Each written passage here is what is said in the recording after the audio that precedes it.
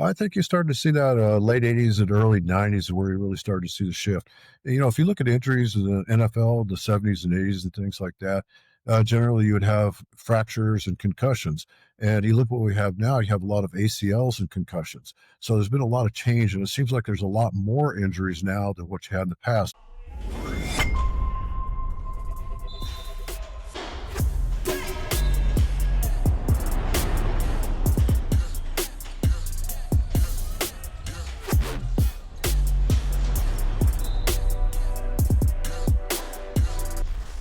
What's going on, Samson Strength Coach Collective listeners? On today's episode, we have another special edition of our Samson Legacy series where we're celebrating 50 years of Samson equipment. Today's episode, we have a very special guest to Samson equipment, who is Doug Briggs, who's got some pretty impressive academic feats that I would like to mention here: PhD, CSCS Star D, and RSCC Star E. Doug, thank you so much for coming on the show. My pleasure. Well, can you just start off and give us some background of your career, what your journey has been through strength and conditioning, and then what you're currently up to? My career. It's a fairly long career. I've been involved in the NSCA and strength and conditioning since back when Boyd Epley first started the NSCA, and strength and conditioning was something totally new to colleges and universities. So I've been around a while. I've owned numerous clubs, Powerhouse Gym for 13 years, Olympic weightlifting gym, different private ones like that, in addition to having worked for the Army for 24 years now. Wow, that's incredible. What are some ways that you've seen the field change over the years? You mentioned being there with Boyd Epley, one of the first ever strength coaches, right? How have you seen the field change? Tremendously, because I think there wasn't a lot of science behind it in the past, whereas there's a lot of science involved in everything we do anymore, from force plates to, time, force, distance things. I mean, it's just changed tremendously since the 70s. And sometimes in a good way, sometimes in a bad way. Currently, what I see with a lot of strength coaches right now is we train too much to prevent injuries, and we don't push enough for potential. So you never really utilize the potential of the individual because you're so worried about injuries. And then I see so much training with what I do in the Army. We're worried about training small muscles rather than training the large muscle groups that, in essence, train the small muscle groups. So a lot of things have really changed. It used to be um, primarily you do a lot of stuff to be power cleans, bench, deadlifts, squats, those kind of things like that. Now we've got to do so many things that hoops, hurdles, bands, all these other things. And a lot of times I think we really miss the point of actually maximizing potential. When did you see that shift start to happen, and why do you believe it's happened? Because I agree. I think in my field, there's a lot of talk of injury prevention. It's one of the main things that I have to talk about in recruiting speeches. I have no choice because every other strength coach seems to speak about it a lot. However, I agree with you. I'm a big believer in our general lifts, squats, presses, cleans, Olympic lifts. I think those things are very valuable. How did you see that transition come about, and when did it really start? I think you started to see that late 80s and early 90s is where you really started to see the shift. If you look at injuries in the NFL, the 70s and 80s and things like that, generally you would have fractures and concussions. And you look what we have now, you have a lot of ACLs and concussions. So there's been a lot of change, and it seems like there's a lot more injuries now than what you had in the past. I've been looking at data from the past, and like a friend of mine was Bob Ward, a strength coach for the Dallas Cowboys, and I know how he trained. And you look at what they did back then, it was very simple compared to what we do now. And we waste more time training small muscles and injury prevention than we do actually training the human body for the performance. And I think the detriment to that is you see more injuries. And, it just kind of goes hand in hand. We need to train like we used to train and just get back to basics. Do you think that people have ultimately used technology a little bit as a crutch, and that started to become what drives that smaller work, right? I think of things like, force plates or force frames where they get really concerned with asymmetries. And so they say, well, we only can do single leg exercises or rehab type exercises versus just trying to hammer that asymmetry out through a double leg squat. Exactly. I totally agree with that. And I think there's just too much emphasis placed on those kind of things versus, okay, you've got to place an emphasis on balance. Sometimes I think they go overboard on placing an emphasis on balance in the body. If you look at pictures of Major League Baseball and stuff, you got a right-handed pitcher. Generally, they're out of balance a little bit on the left-hand side of the body. There's an out of balance, but it works for them, and it's finding what works for them, what works for the sport. It's not just being in balance on everything. Mm. So I read a lot of research and research journals and things too. And I look at a lot of studies and look at a lot of people going for PhDs and things like that. And the whole point of being a PhD is be a subject matter expert in whatever area. And you look at, they've broken it down in such minutia now that it doesn't really relate to the big picture. It's gotten to such a point where we're doing research on small things that it really doesn't carry over or relate to the big picture. Mm. I see a lot of things in life follow the homeostatic curve, right? Hmm. Where, we see a very large swing on the pendulum from one side to the other. Do you feel like strength and conditioning will slowly swing back to the way of focusing on the basics again? I do. I absolutely do. I think you're starting to see some of that now where you're starting to see people get more back to the basic stuff. Football team, I know, and I was doing some of that stuff where they get back more to the basics and have really great results from it and seeing fewer injuries. And I mean, there's nothing wrong with injury prevention, but at the point that it stops your potential development, then it is problematic.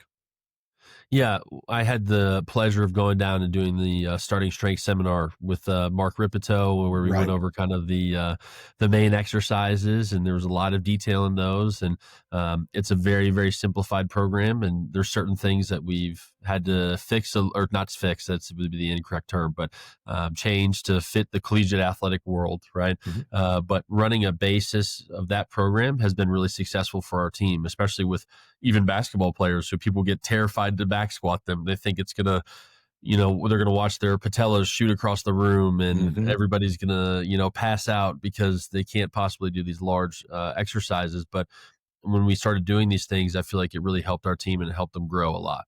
I agree. I like Mark Ripito, and I know him and compete against him in Olympic weightlifting and everything. So I've known him for a long time. I think he does a great job. I think he's on point. Excellent. Well, a lot of this podcast is to celebrate Dave and Linda and really celebrate, an amazing work that they've done with Samson Equipment and celebrating 50 years. When did you first encounter Samson Equipment? My first encounter with Samson Equipment was in 1978, and Dave and Linda were just at the beginning of the company and the business. And they opened a gym in Las Cruces, New Mexico, and it was on Montana. It was like directly behind the Sonic on El Paseo. And it was probably a modest gym by today's standards, probably 2,500 square feet.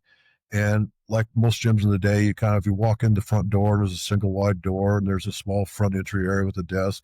And this particular setup had a one bathroom with a shower on the right, and then you go through a doorway in a wall, and you get into a larger training area where all the weights and all the equipment was.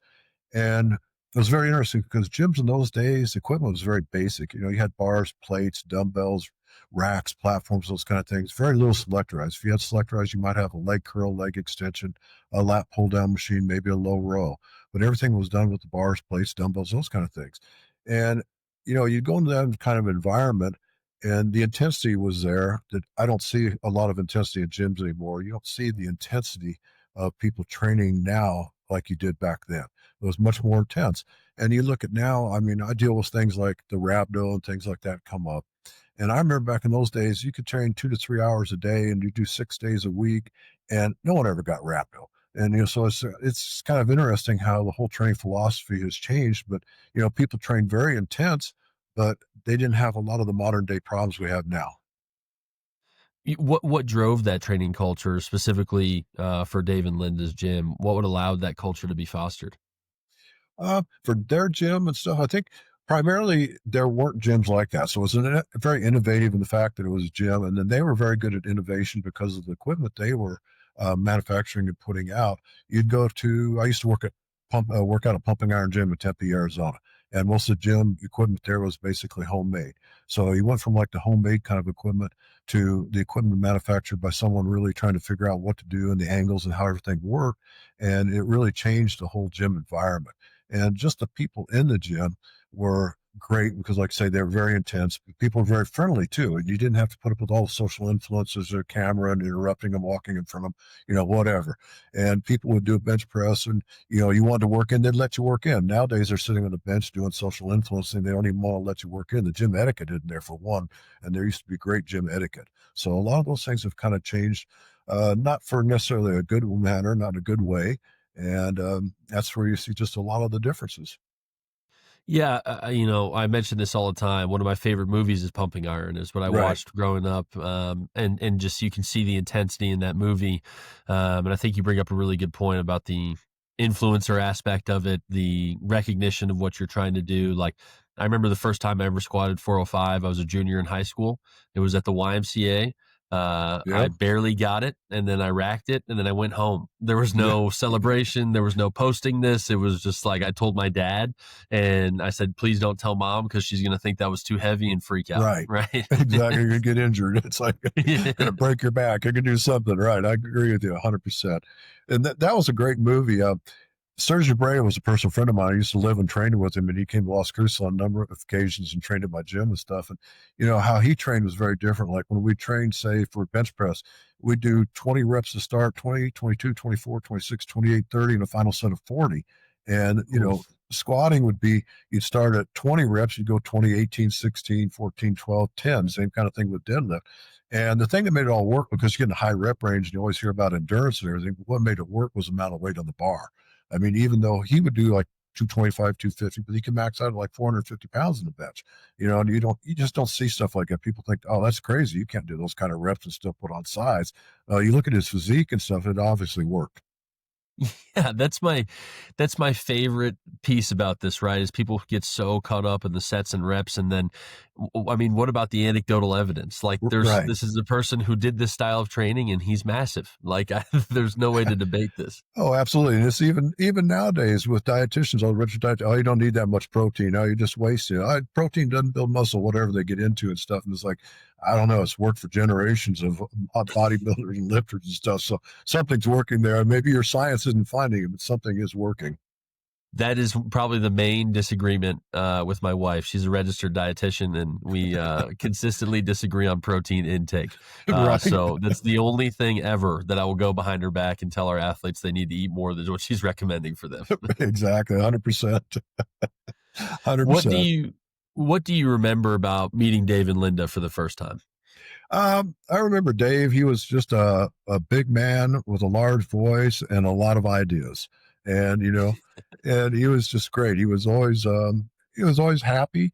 And then remember Linda, and she was more polished and polite and gentle, and they're kind of the perfect combination. He has all the energy, and she keeps everything running smoothly.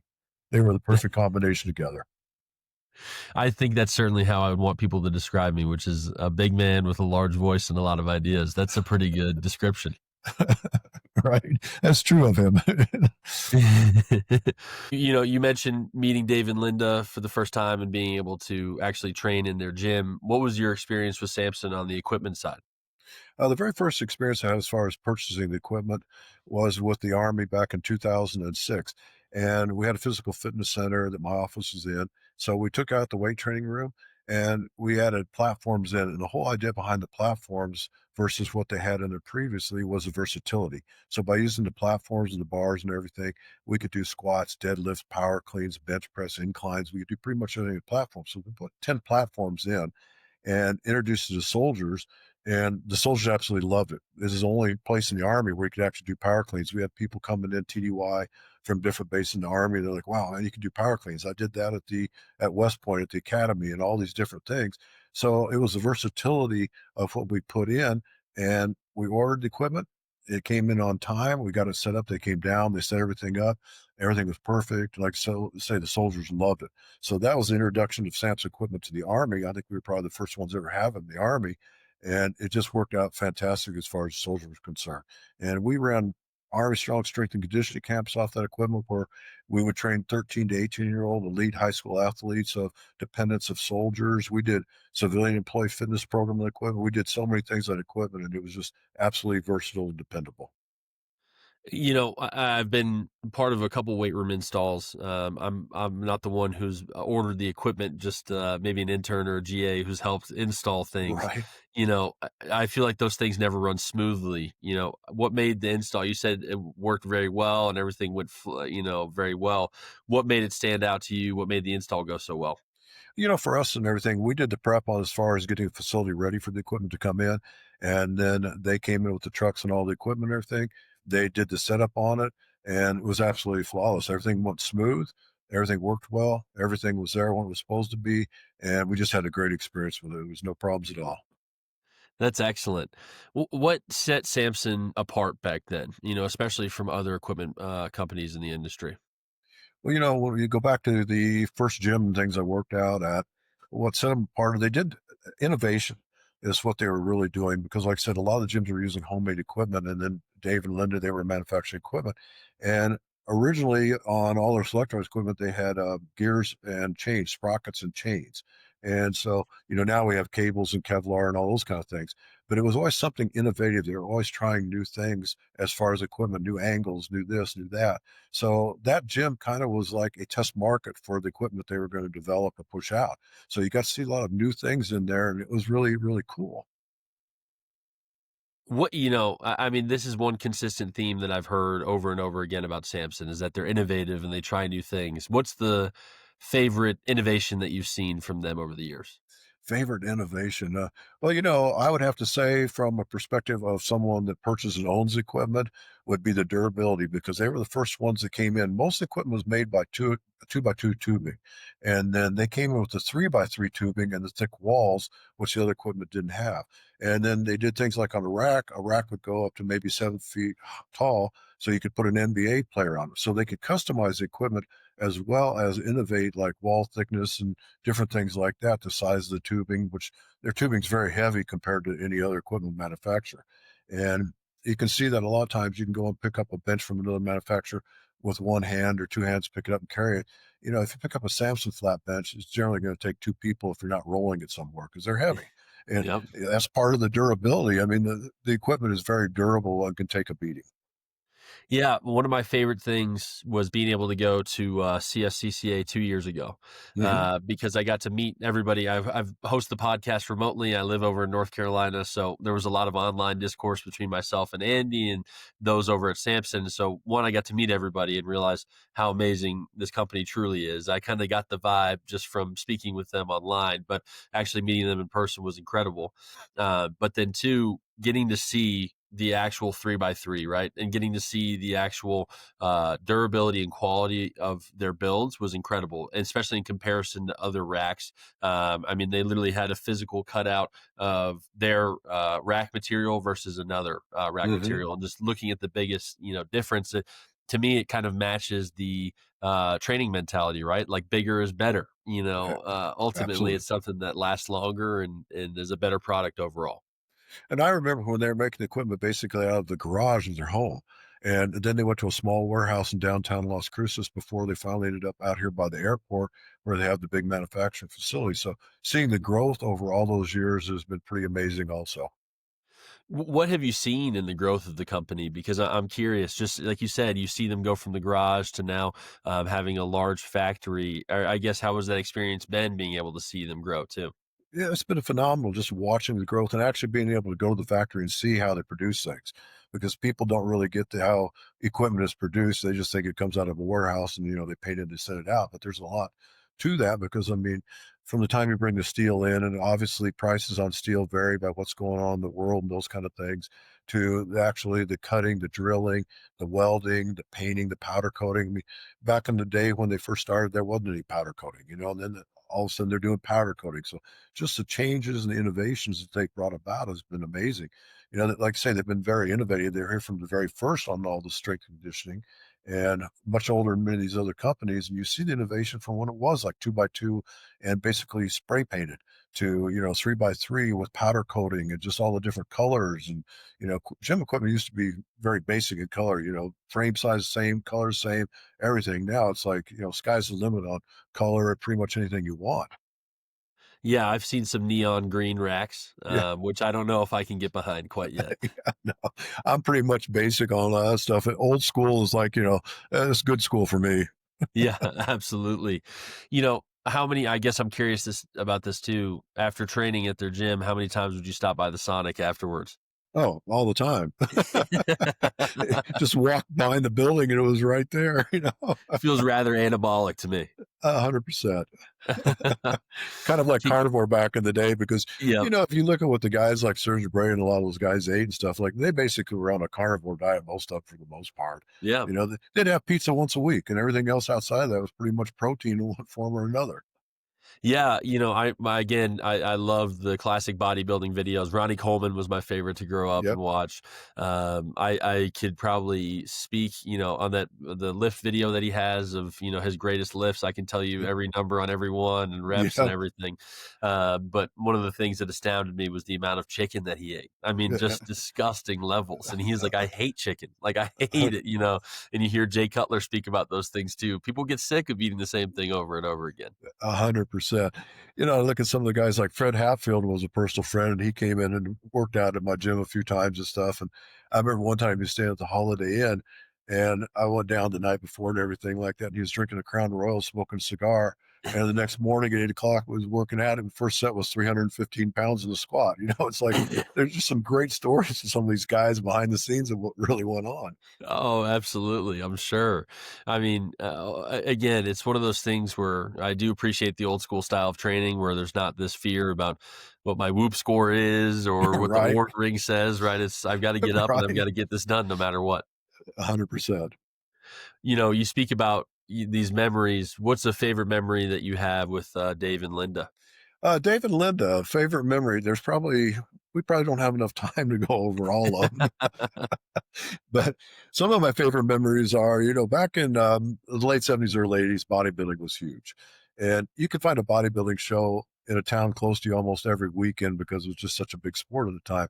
And they used to put on bodybuilding shows. And it was always fun because there was, you had mixed couples, mixed pairs, you had all the different bodybuilding. People were new to it, getting into it and things like that. So they used to put those bodybuilding shows on, and they'd bring in people like Pete Grimkowski from Golds of Venice to guest pose. So you got to meet people you normally wouldn't meet or see. And then Linda used to compete in the mixed pairs with one of the employees of the gym. Actually, he signed me up at their first gym. His name was Gerald Clay. And so Linda and Gerald Clay used to do the posing and stuff and the mixed couples and things like that. So, it was just a really cool camaraderie of people and events and everyone there for the same thing. And, people used to really get into bodybuilding. It was like, wow, that was really cool. It was pre the excessive, the pharmaceutical age that we have now, stuff like that, where we've got claymation going now versus back then it was a lot more natural. What was it about those events that really drove the camaraderie? Because I have my own ideas, but I'm curious to see what you would say. A lot of it was a lot of it had to do with the training aspect in the gym. And you see the guys that come in, they wear the baggy pants because they didn't want to see their legs or they didn't want this. So a lot of it they did undercover and stuff like that. And there were always secrets. And they are always goofing around with each other too. They'd say, some guy might say, how'd you get so big? And the other guy would be like, hey, it was yard fertilizer, man. I took some yard fertilizer and that's what's working. And I mean, they just messed with each other. They had a good sense of humor about things. But they didn't divulge their training secrets. They kind of kept them to themselves, but they would push each other too at the same time. They'd push each other to succeed and be better than what they were. And so it was really kind of a neat combination of things that were going on. Yeah, I feel like that's the breaking bread of strength and conditioning, right? Is going and lifting together, seeing what the other person's got, seeing if they can take being pushed a little bit. Yep, I don't really like going to other schools and meeting with strength coaches for coffee, right? I'd rather get a lift in and absolutely. see what you've got. I think it's a lot more fun. Absolutely. And that's like I right now, originally I had 14 strength coaches in what I currently do and stuff. And what I did with all of them is I made them design a program and I worked out with each one individually. And Mm. I wanted to see what they knew. And that was part of the why I worked out with them, but I also wanted to get to know them and their family. So I used it for two different methods to get to know them and also to get a good workout in, just really gauge what they know. Because, with the Army and H2F and the other services bringing all the strength coaches in, there aren't enough strength coaches to bring in. And so you get a lot of young guys coming out of college that have never really done anything other than be a graduate assistant or whatever. And so it's like, what do you know? Let's see what you know. And it was a lot of fun. Yeah, I think back to one of my main mentors, Dan Worth at the University of Tennessee. We were doing on like the Bearcat machine shrugs, right? And then Mhm. all of a sudden he said, "No, you need to show your teeth. It activates your sternocleidomastoid more, right?" And it's like, Right. one of those things where technically true, but he was just messing with me. You're right. At the end of the day, just so I Exactly. look stupid. But it's something that I never forget, and it's something that, again, like you said, really builds that camaraderie and makes it very fun to be a part of a team, or makes it very fun to be a part of a staff. How did those interviews go? Did you ever find out anything you were regretful to find out? Oh, sometimes, they tell you to do something, you try and you figure it out after. It was like, "Man, I'm dumb. I can't believe I bought into that." But then you pass something to some other guy and get him, and it was kinda like, almost like a form of strength coach hazing, it was like or competitive hazing. Absolutely, but those are the most fun times for sure. Absolutely. That's where all the stories come from and everything, you really remember about what you do. What was it like to work with Dave and Linda, as business people and as individuals? Dave and Linda were very easy to work with and everything. And like you say, he was great because he was always had an idea, always had an idea to do something, how to arrange a facility, how to do whatever with equipment, stuff like that. And Linda was always the calm person behind the scenes, keeping everything moving. So they worked really, really well together. I mean, they were quite a team. That's excellent. I'm so happy to hear that because, ultimately those are the best couples, are the ones who help complete each other and help keep everything on track. And exactly, Um, they balanced each other out really well. Excellent. You mentioned the training aspect of the gym and the culture of, how it really formed a gym that where people trained hard, they pushed each other, and it was about training at the end of the day. Right. How do you feel like they helped influence the company culture as well? Well, absolutely. I think the innovation influenced all these other companies because at the time you had Body Master, you had Flex, you had a lot of other equipment companies they were competing against, which most of them aren't even here anymore. And a lot of those other companies looked at what they were doing because they were supplying equipment to the NFL, the NBA, those kind of things like that, that the other equipment companies weren't, supplying equipment to. So I think they really raised the bar in just how they manufacture equipment, the quality they manufactured, and the degree that they would go to design something for someone and their particular needs. And I know when I had my Olympic lifting gym, I designed a couple pieces of equipment and they built those pieces of equipment for my Olympic lifting gym. So, they're very open to ideas. And if they liked them, they'd incorporate it into what they did. So they were very open and forward thinking.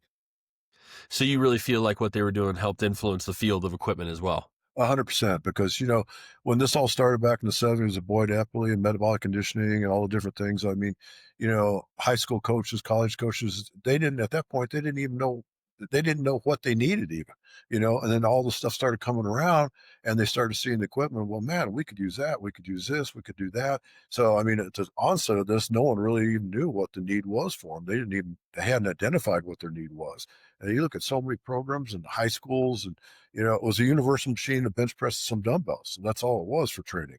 And I mean, in my day, that's all we had. We had a universal machine, dumbbells, and a bench press. And then you look at that, and then you look at high school strength conditioning centers now. I mean, there are a lot of them are as good or better than a lot of D1 programs are. And that was one of the ways that I actually sold strength conditioning centers to the Army was when I came up with the idea, I actually went out and got pictures of different strength and conditioning centers at high schools, and one of them was Lake Travis in Austin, Texas, and they had just a phenomenal weight room. And I put together a PowerPoint presentation for the Army and said, look, we're the United States Army, and this high school has better equipment and facilities and trains better than we do. What's wrong with this picture? And that's where I initially got the funding to start the strength conditioning Army.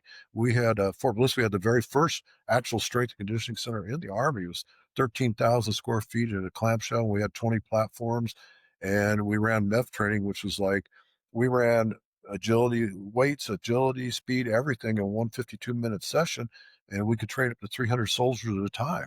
And so that's what really kicked the whole thing off. And I used to talk to one of the lieutenant colonels back at Fort Bragg that was special operations, and he was like, "Man, I wish I had the facilities you have." And I was like, "I wish I had the people you have," because he had the coaches, but he didn't have the facilities, and I had the facilities, but I didn't have the coaches. So we are kind of on the opposite ends. But that's what started the whole strength conditioning movement in the Army. It would have been nice to be able to team up, I'm sure. No, absolutely. So, but you literally showed a picture of Samson equipment and said that we need this, and you were able to get that done for the Army. Absolutely. That's exactly what happened. I mean, basically, it's kind of shaming into it. If a high school's got it, why don't we have it? I mean, Yeah. we're the Army, but a high school's got better conditions than what we have. That's incredible. I love that. I really appreciate you bringing up the customized racks too, because I got to speak with Bill Ferran with the Miami Heat, and he spoke about having racks for 7 footers. Like those things did not exist back in the day. But Right. if you want to train the basic way, and if you want to train, in my opinion, the right way, you need to have the equipment for it. So I'm glad you bring those up because to me, that's very innovative because we've got some tall guys and we only recruit taller and taller. They're not going to get Exactly. shorter for basketball players. No, they're not. Another thing that Samson did was innovative was back in the day, everyone was using like the bronze bushings. And so your leg extension machine had bronze bushing on the pivot point, and over time they wear. And they went to like a pillow block bearing and everything for the support points and, things like that made it smooth. It lasted longer. So it was innovative in the sense that the equipment lasts longer, much smoother too.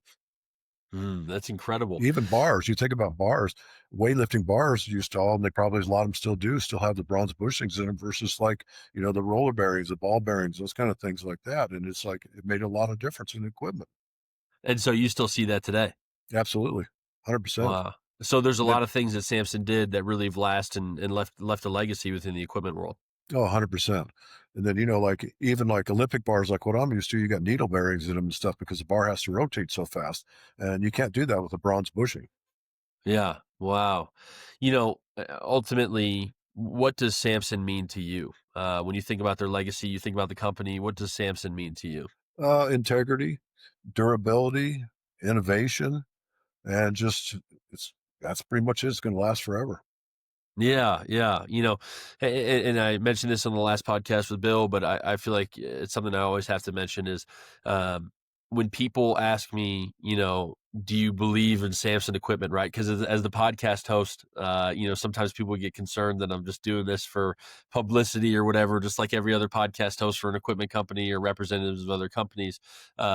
And the only reason I continue to do this podcast, I think I've been doing it for more than 2 years now, is because the company is so amazing to work with and the product is so high quality that I would, if my mom, for some reason, I don't think she would, ever said she needed to build a weight room, I would send her directly to Samson because it's 100%, such high quality equipment and it lasts so long. 100%.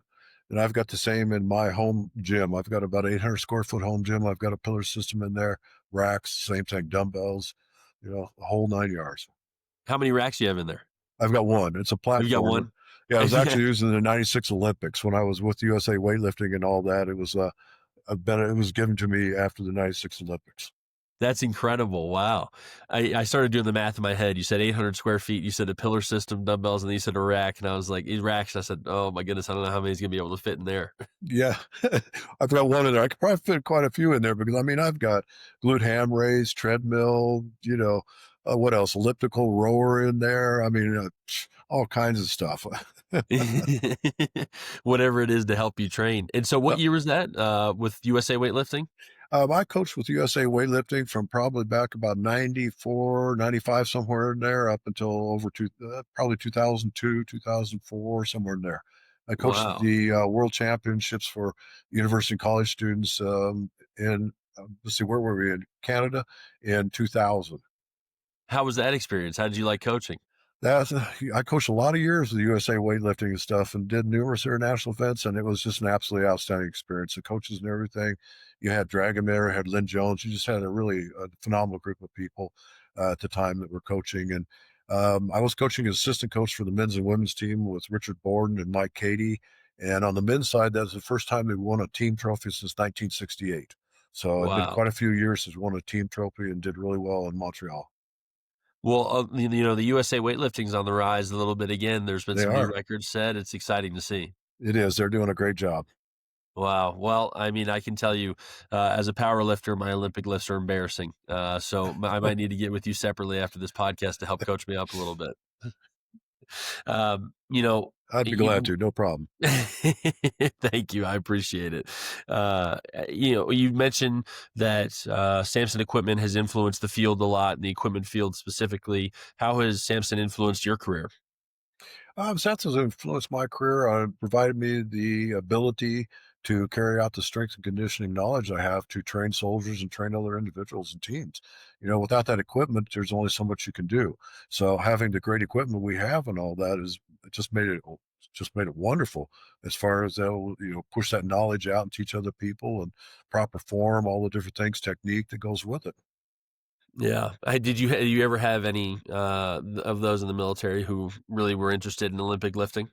Yes, and we've actually done some and had some competitions at Fort Bliss we had, and I forget the exact date, 2007, let's see, it was the Pan American Championships for Masters, and then we had the National Championships for Masters on 2 different occasions, like 2009, 2000, might even been 7, but we've had, like, 4 different events there with the Olympic lifting and stuff and, incorporate people into it. And I'm sure those things further drive the camaraderie you see as well. 100%, 100%. How long did you compete in Olympic weightlifting yourself? For about, let's see, probably about 14 years, roughly. Wow. Were you Yeah, better snatcher or cleaner? better cleaner. Yeah. Better cleaner. I cleaned more than I snatched, obviously more than I snatched, but I won the Masters National Championship twice and Pan American Championships twice, and was going to go to the World Championships. But that was in 2001 when you had 9/11, so I kind of shut that all down because the World Oh, Championships were like 3 weeks after that, so that kind of ended that. But yeah, no, I had a great run. oh, that's incredible. I can tell you my very lame story with Mark Ripito. When we went down there for a seminar, I had to demo, I'm sure you're familiar with it, but for the listeners, they go around and they watch every single person lift, and so Right, they will watch your clean and tell you, and he will tell you very blatantly if it's good or not. And so luckily I had a good clean, and I pulled, and for some reason I just cannot shoot my left elbow up as much as I typically can, and it landed straight on my collarbone. And right. so I've got everybody watching me, and I'm like, I can't complain, I can't do anything, so I No, put it back down. And so he goes, all right, second rep, and I go pull again. It immediately lands on my collarbone again. And so I put it down, third rep that we traditionally have to do, slams on the collarbone again. And I was like, I've got to get this figured out. And we're supposed to only do 3 reps. And he goes, let me see one more. And so I have to go pull again, slams on the collarbone again. And I mean, it was raised a good 2 inches. And then I had a bruise all the way down to the bottom of my pec right. after that. Yeah. So, like I said, I certainly need your help with some technique. Olympic lifting produces some interesting injuries. I mean, almost everyone's got the bloody shins, and at some Yeah. point in your career, you'll have neural marks up your forehead from where the timing's off on the snatch or whatever. I mean, it produces some very interesting, injuries. Yeah, my wife was rather concerned when I came home. She thought I was abused, She thought I got mauled Right? by somebody. I said, "No, I simply abused myself. That's all it was." Absolutely. As we wrap this up, what would you like to say directly to Dave and Linda as they celebrate 50 years of Samson? Well, it's just congratulations on making 50 years in this industry with where there's been so many companies that have come and gone. And, thank you very much for letting me be part of the Sampson family. That's incredible. If let's say they were listening right now, what message would you want to leave them with? I tell them to enjoy their retirement and everything and don't climb on any roofs. That's what they have sons for. That sounds like a slightly inside joke. I don't It know. is. Well, I'll have to follow up and hear about the story afterwards. Well, Right. Doug, thank you so much for coming on the show. It's been really great to speak with you. I really appreciate your time, and I know Dave and Linda appreciate your words as well. Thank you. You're more than welcome. Have a great rest of your day. Definitely you too.